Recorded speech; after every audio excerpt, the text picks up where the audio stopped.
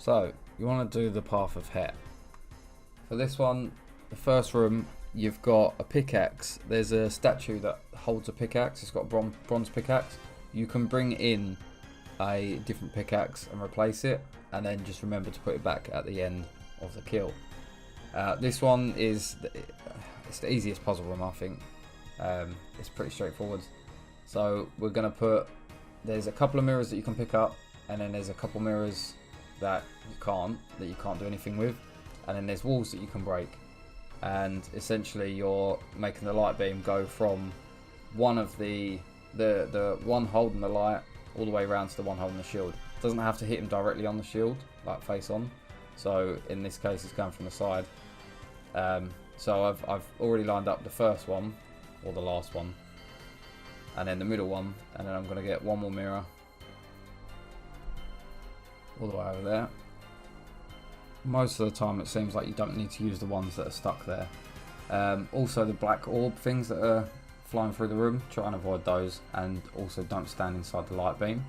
As soon as you're all lined up, head for the crystal. You're just going to mine it.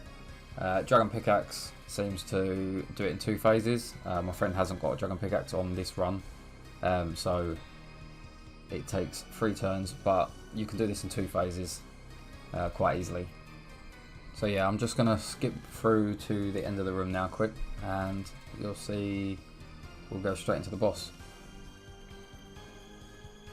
So that's the end of the room. Don't forget to put your pickaxe back if you've bought a pickaxe, because otherwise you'll end up taking it through the rest of the raid with you. It's just an inventory space that you don't need to take with you, which is pretty good.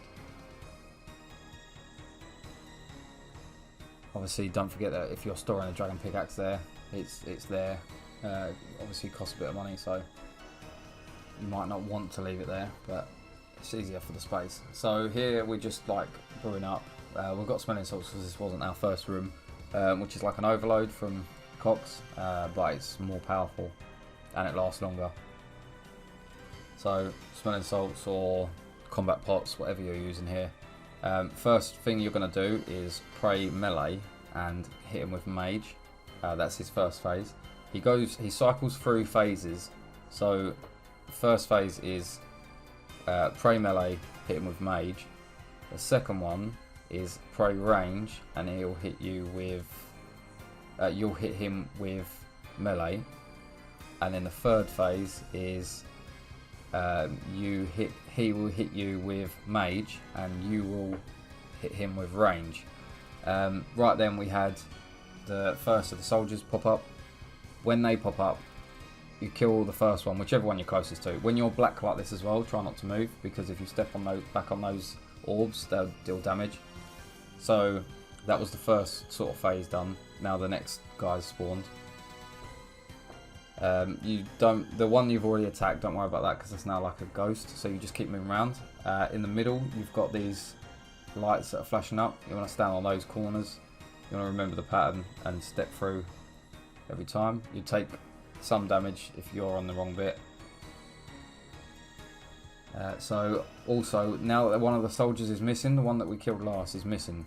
So you want to try and keep him on that side, otherwise he'll be invulnerable, and if you take too long, he'll do like a attack that will, all the soldiers that are standing minus that one, so that corner, will take big damage. So you want to make sure you're on that corner so you won't take the damage. And you see we just move around to the third one. Same again. That light thing there, we was white. So this one, where he's just turned us white, we need to be making sure we're not in the line with each other. We've got to be diagonal from each other. If you're in line with each other, you hit each other with a blast. And then, so if he turns you black, you're not to move, and if he turns you white, you need to move apart. It's pretty straightforward in that. On to the last of these guys. He's doing the attack in the middle again, so just remembering the pattern. You can like mage or range while you're doing this as well, just to keep the thing going down, but at this point we was just killing them so quick it didn't really feel necessary. So now all of the last one's down. So all 4 are down. So now we're just gonna finish off Akkha into the last phase. So we're staying in that corner again because the statue's not there. So this last phase, you're gonna want to put your melee gear on and run at him and just keep attacking him. The white things will hit you for like 10 or 15 I think. So yeah, you just want to try and avoid those if you can, and just keep running around. He's going to keep teleporting around the room, see, like that. And yeah, every time he does it, just keep running around.